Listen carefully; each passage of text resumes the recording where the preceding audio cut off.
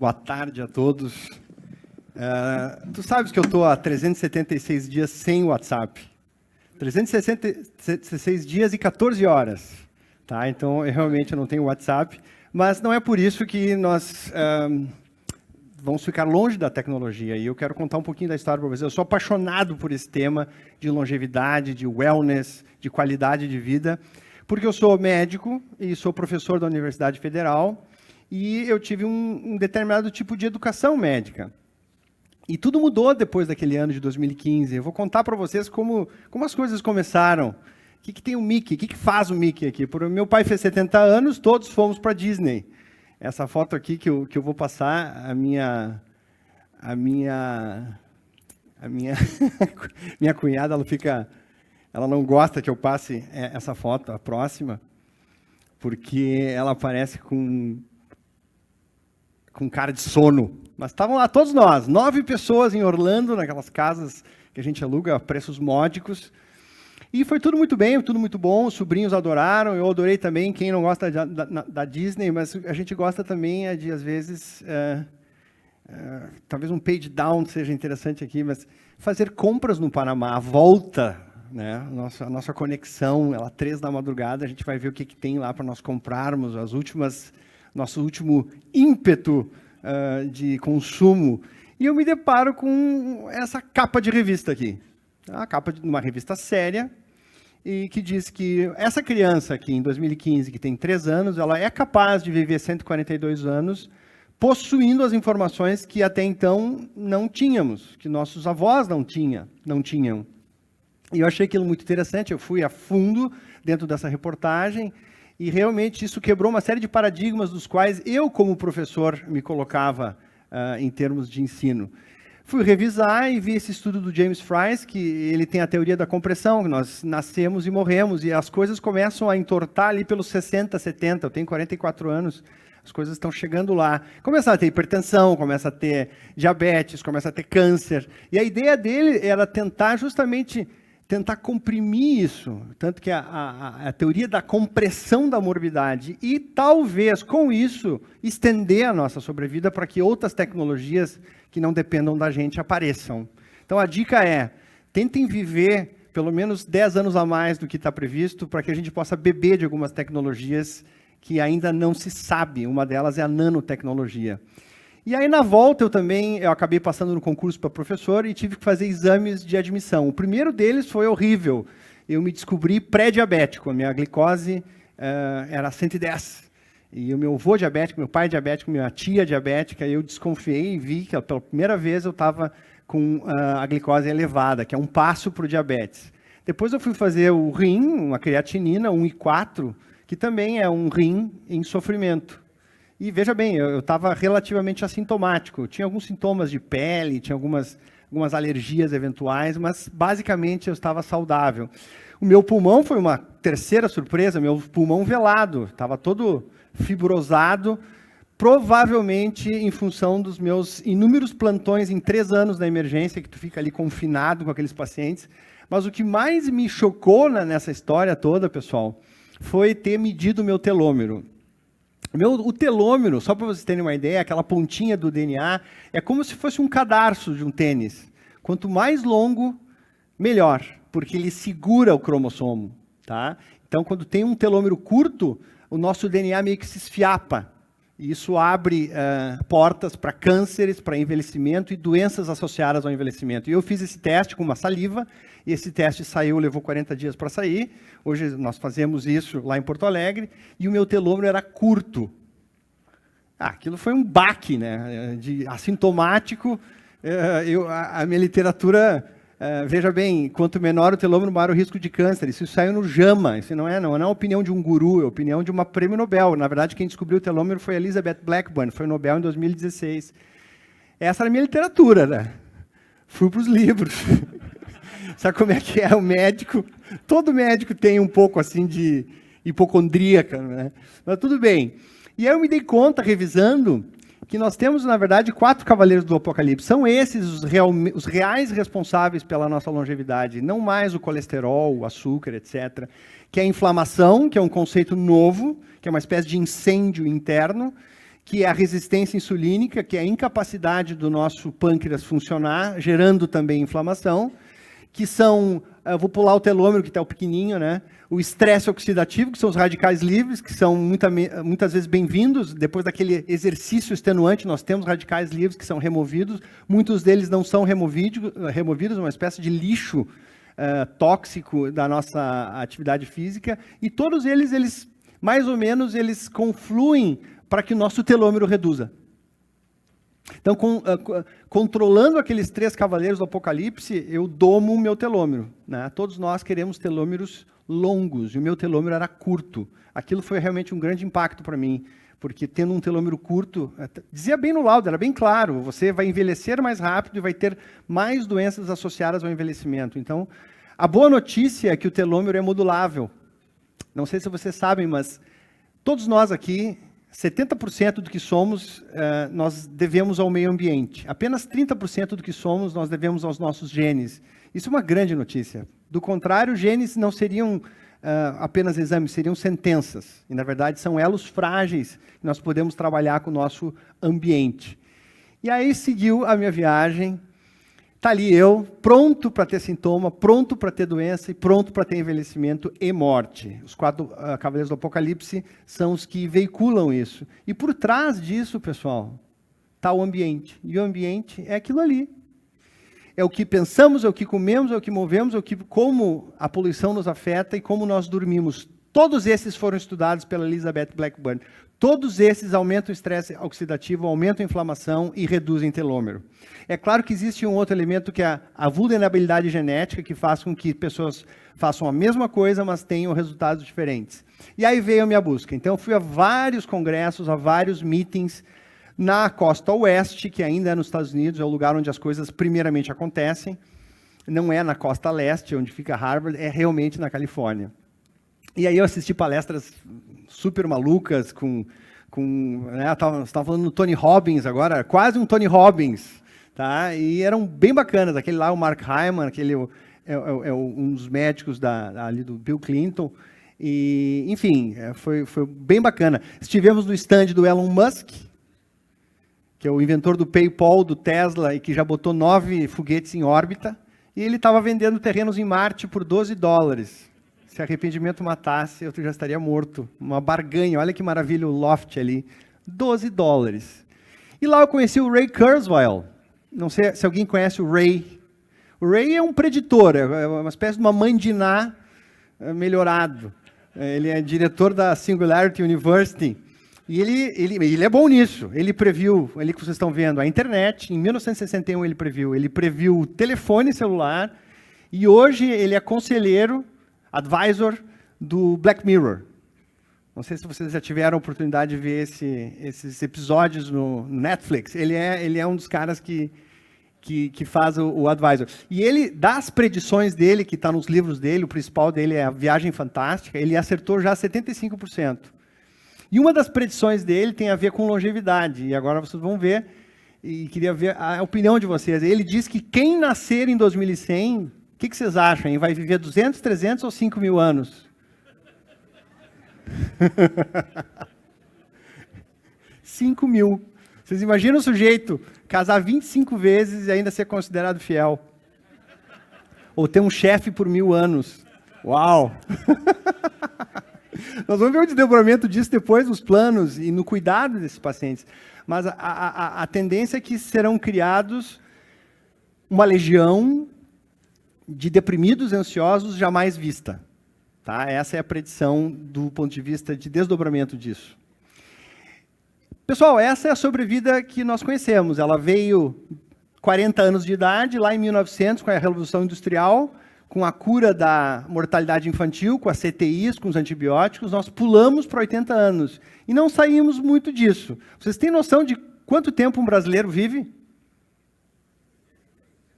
73, exatamente. Lá mais para o sul é 76, 75, nos Estados Unidos 78, em Mônaco 89, vocês vão ver na Sardenha ali 89,9, em Okinawa também 90,1, mas na República de Chad, no interior da África, ainda se vive 49,9 anos. Quer dizer, é quase igual à era paleolítica. Bem interessante aquele gráfico. E o que se viu ultimamente é que nós realmente estancamos e ficamos ali entre os 80 e 90 no máximo. Se não me engano, apenas uma pessoa chegou aos 120, está no Guinness. Será que chegaremos aos 142 ou 5.000 anos? E eu coloco aqui um dos motivos pelos quais nós temos que pensar nisso. Não é só porque nós temos que viver, é porque senão nós vamos quebrar. A medicina paternalista que dá a comidinha na boca do paciente, que faz tudo por ele, ela é extremamente cara. E segundo o Toby Cosgrove, que é um baita CEO da Cleveland Clinic, serão necessários 10 anos apenas para que se quebre, porque as pessoas esperem as suas doenças chegarem e tratem elas de maneira reativa e não proativa. E eu elenquei, essa é uma equipe de medicina interna lá do Hospital de Clínicas onde eu trabalho, clássica, que trata doentes e não cria doença, que não cria saúde, trata doentes. E eu descobri 5 oportunidades que nós poderíamos mexer para poder melhorar não só a longevidade, mas a qualidade dessa longevidade. A primeira delas é o foco, né? Nós temos ali um espectro que vai da doença até o ultra bem-estar. A medicina tradicional ela é muito focada na doença, ela espera ela acontecer. Então é muito comum nós conversarmos com amigos, eu estou economizando para minha CTI, eu estou economizando para minha casa de repouso, eu tenho que ter dinheiro para isso. É quase inaceitável, com tanta informação que nós temos sobre como prevenir e como aumentar o nosso telômero. E a maioria das pessoas está aqui, ponto neutro, que é quando a gente é assintomático ainda, nutrição inconsistente e exercício esporádico. Esses somos 90% desse auditório. Alguém se identificou? Pois, justamente, existe um lado da curva e o outro. A gente tem a tendência a ir para o lado lá, perto do 1. A outra oportunidade em que a medicina atual poderia mudar é na questão do paternalismo, né? Nós temos uma medicina ainda muito paternalista de segurar os órgãos, não segurar tudo que ocorre de errado, ao invés de empoderar o paciente com informações que pode fazer com que ele seja médico dele mesmo. E aí isso fica muito mais sustentável do que esperar que as coisas aconteçam e buscar. Não há dinheiro, não há médico, não há estrutura suficiente para esperar as doenças acontecerem, e elas irão acontecer. Essa, acho uma grande reportagem que saiu na Time, de um médico que não quer vê-lo. Então, já existem médicos que não querem ver seus pacientes, porque os seus pacientes já são seus médicos. Então, existe todo um movimento de educação ativa, e não simplesmente en passant, como a gente aprende na faculdade. Prevenção é importante, mas nós não nos detemos com a ênfase suficiente. A medicina atual ela é muito focada no indivíduo, ou seja, em estudos em que pegam a média, quando na verdade os indivíduos são muito diferentes entre si e os tratamentos deveriam ser baseados no indivíduo único. Vejam esse editorial aqui da Nature, que é uma revista de alto impacto, né? Ele alega que os estudos têm que ser no indivíduo. Se dá certo num, pode dar certo no outro. Não precisa 4.000 pacientes no ensaio clínico. Tá? Isso impacta também na indústria farmacêutica, que é muito baseada nos ensaios clínicos com muitos pacientes. Outra coisa importante também, olha só que eu vi um slide lá na Califórnia, os ensaios clínicos estão mortos. Quer dizer, a bola da vez já não é mais aqueles estudos tal qual nós esperamos que saiam para que a gente faça ações, mas sim a experiência individual. Muito importante esse conceito. A outra limitação ou oportunidade que a medicina atual tem com relação à medicina do futuro é a posição do médico em relação ao paciente, que sempre foi de muita autoridade, de muita assimetria de conhecimento. Como o paciente hoje está muito mais empoderado, se criou uma necessidade não de uma autoridade contra... Eu me lembro que quando na faculdade me disseram que eu tinha que ter a cadeira mais alta do paciente, porque essa coisa de respeito. Na verdade, o paciente tem que ser um parceiro. Vamos pegar junto. E semana retrasada, um paciente meu, eu fiz um diagnóstico de uma doença relativamente comum, e ele veio com toda a lista de tratamentos, e ele disse, doutor, eu me encaixo mais no Methotrexate. E eu disse assim, então tá, vamos lá que eu carimbo. Então o paciente vem sendo cada vez mais protagonista do seu problema, como tem que ser, porque a doença é dele, não é do médico, a doença não é do sistema, ou do plano de saúde. Outra coisa que a medicina tradicional não levava em conta, e que nós estamos lá naquele branquinho, você está lá, é na dissociação do ritmo das coisas. Enquanto a faculdade, enquanto o FDA, a PubMed, a Anvisa, elas correm num ritmo linear de crescimento, a tecnologia está no amarelinho.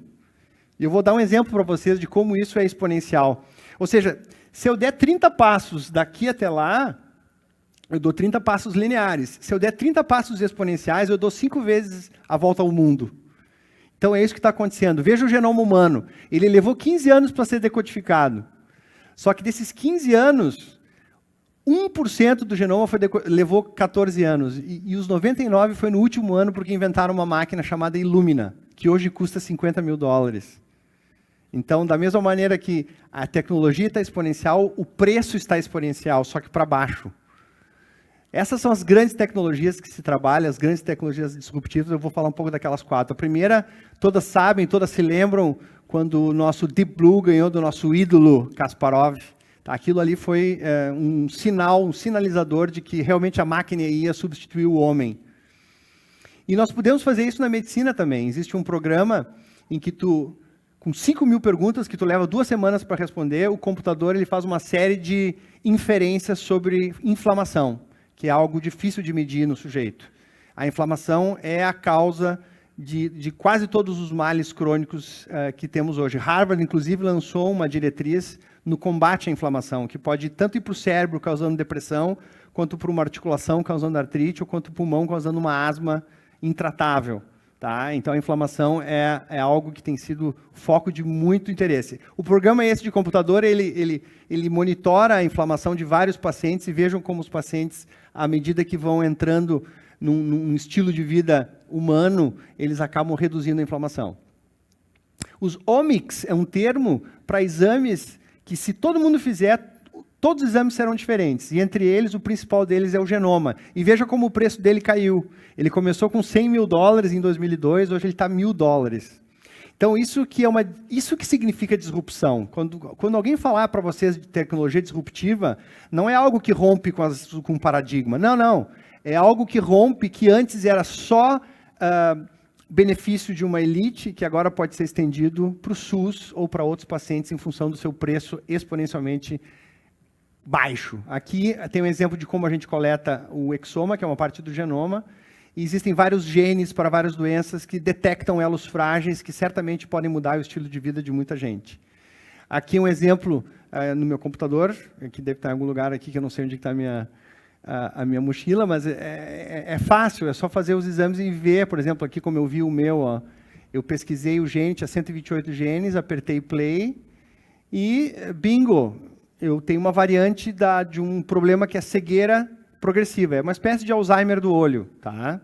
A minha mãe tem 7 irmãos e 2 deles são cegos, absolutamente cegos. Então, eu me dei ao luxo de, tendo essa mutação do gene, esse foi o meu exame, eu tomo hoje a luteína e altas doses de ômega 3 que estão provados que freiam esta doença. Então, isso realmente pode mudar a vida de muita gente. Hoje já se faz a saliva direto, ó, bota a saliva direto no HD externo, e o HD externo tu já avalia ali. Atualmente, a gente manda para a Suíça e leva 40 dias para vir o resultado. Só para vocês verem como isso realmente vai ser o hemograma do futuro. A ressonância de corpo inteiro também é outro exame que tem revelado muitas surpresas, muitos cânceres que só dão sintomas tardiamente, a gente consegue agora identificar com um exame que não tem contraste. Então, o exame de corpo inteiro, e essa é a nossa casuística, foram 350 pacientes e vários com câncer. Nem todos foram operados, tá? Uns foram só achados incidentais. E, claro, eu adoro o microbioma, tá? Que é essa população que nós temos aqui, que são 100 trilhões de bactérias, que dizem que não somos nós que temos as bactérias que nos têm, tá? Porque elas têm 5 vezes o genoma que nós temos. E ali acontece muita coisa. Para vocês terem uma ideia, 3/4 dos neurotransmissores, aqueles que a gente toma, fluoxetina, coisas assim, são produzidos no intestino. Então não pode ser que ele não seja importante.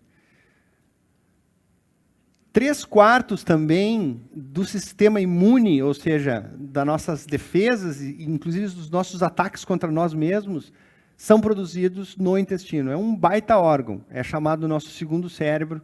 Vejam esse sou eu, algum tempo atrás, e esse é meu bioma, momento Momento íntimo aqui. Essa é o DNA do meu cocô.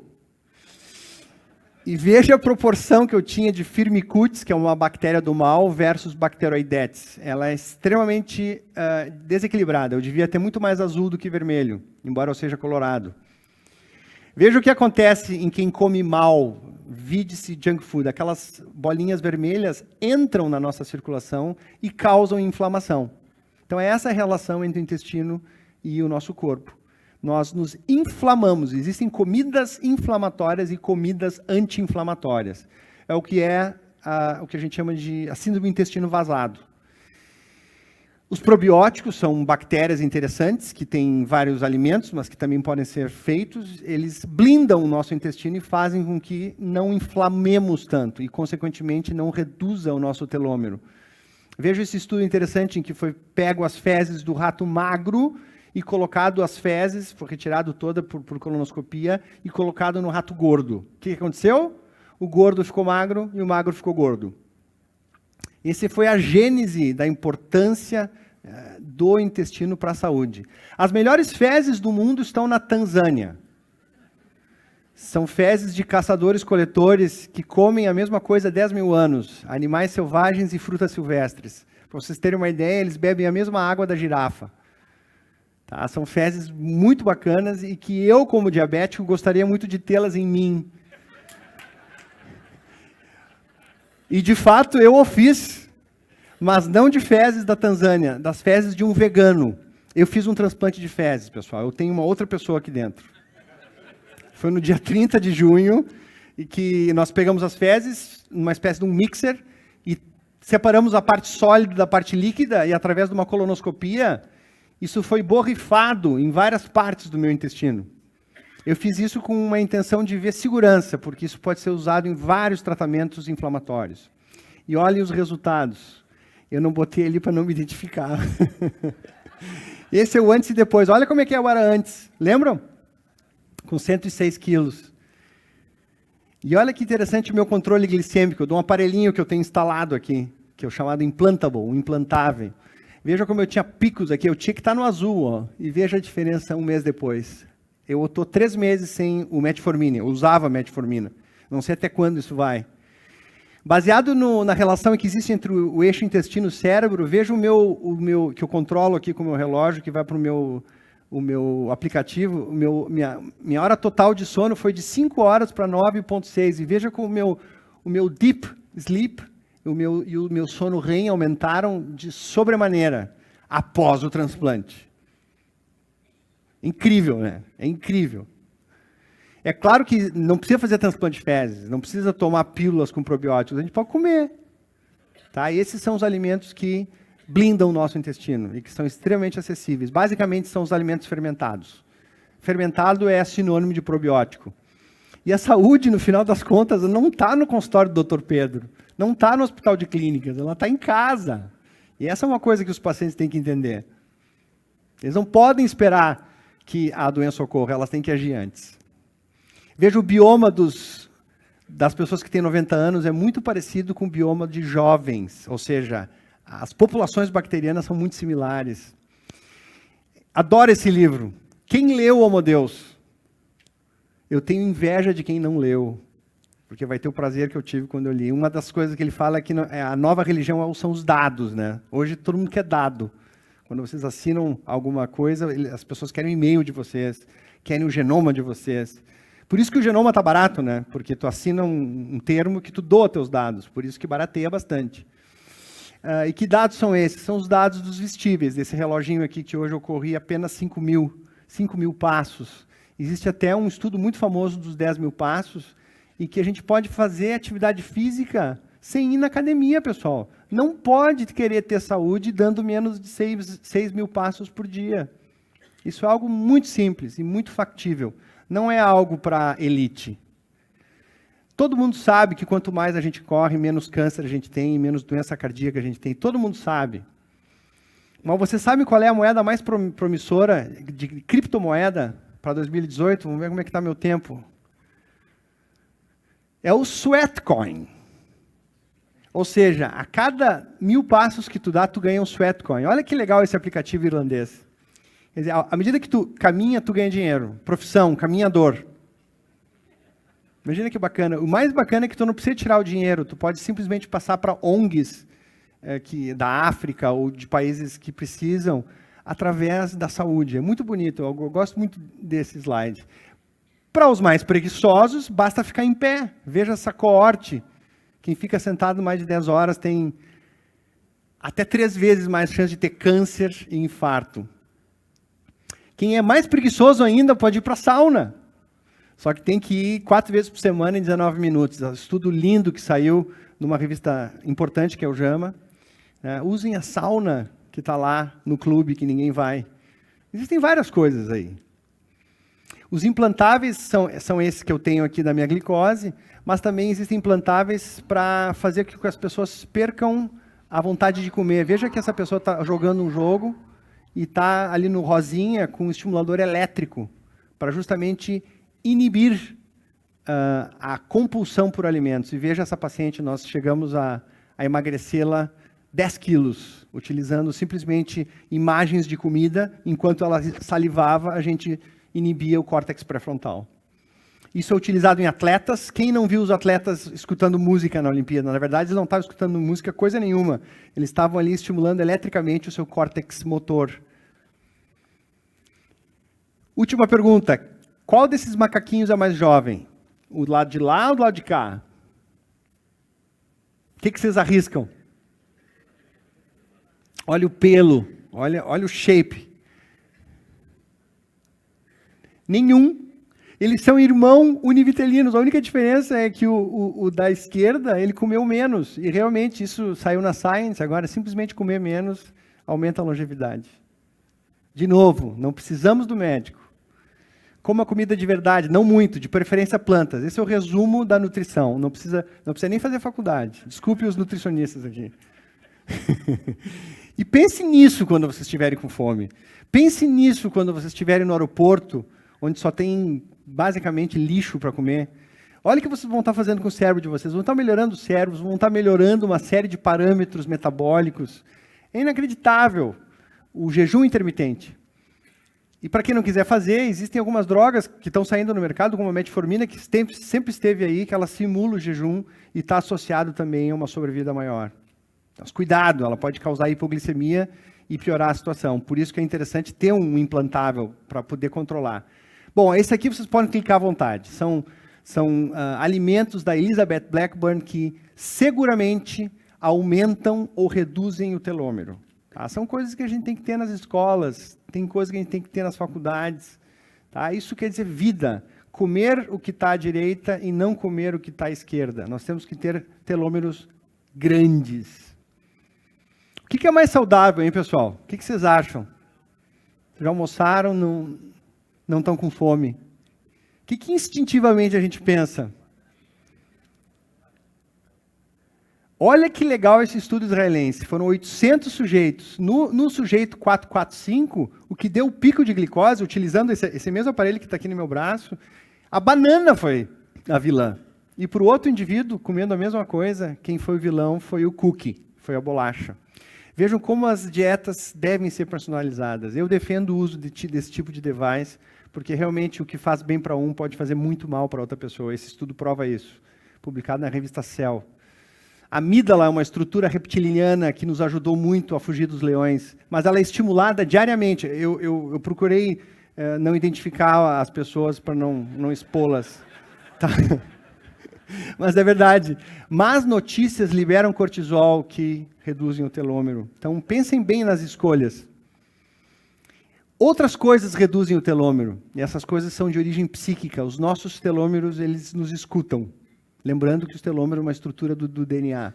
Sono tem total impacto. E se a morte um dia foi especialidade dos sacerdotes, hoje é a vez dos engenheiros. O pessoal do Vale do Silício não quer morrer. Eles decidiram. Não querem morrer. E para quem tem interesse, o pessoal da Calico, que é da Google, tudo que tem Google, tem coisa séria aí, libera todos os dias grandes avanços na área da longevidade. Existe uma outra empresa, que é a BioCurious, que o CEO da empresa é uma menina de 12 anos. Essa foi a ideia do Ray Kurzweil. Porque as crianças têm que assumir essa questão. Tá? Como tem o Projeto Marte também com crianças de 12 anos no genoma também. E afinal, estamos a um passo da eternidade. Quais os maiores determinantes da longevidade para explicar os 89,9 anos de sobrevida lá em Sardenha? Ah, Sardenha. Um dia eu vou conhecer. O que vocês acham, pessoal? Fumar, comer, correr, não se estressar? Veja que estudo bonito foi da Susan Pinker. O que vocês acham, hein? Pensem consigo mesmo. Olha ali. Integração social e relacionamentos. Nunca esquecendo. E aí eu vou direto para o celular. Tá? Hoje o celular, como é que chama? Aproxima pessoas de longe e afasta pessoas que estão lado a lado. Então, valorizem esse tipo de coisa, né? de família e vida. Então, medicina do futuro, no final, é o passado. Os nossos avós tinham razão. E o que eu realmente acredito, como médico e interessado em futurismo, é de que a tecnologia, pessoal, ela simplesmente vai nos capacitar a fazer o que os nossos avós já diziam. Vai nos ajudar a controlar a glicose, a controlar os passos, a ficar de pé. Vocês viram ali standing desks em vez de trabalhar sentado. Nada de coração de plástico ou coisas desse tipo. Nossa saúde não deve ser assumida por outras pessoas, e sim por nós mesmos. Nós temos que tomar essa responsabilidade para nós. E dizer para vocês que a medicina dos 5 Ps é a medicina que eu acredito. Tá? Sobretudo parceira. Poder conversar de igual para igual com o seu paciente, para que esses 4 cavaleiros do Apocalipse, eles virem os 4 cavaleiros da saúde. Muito obrigado.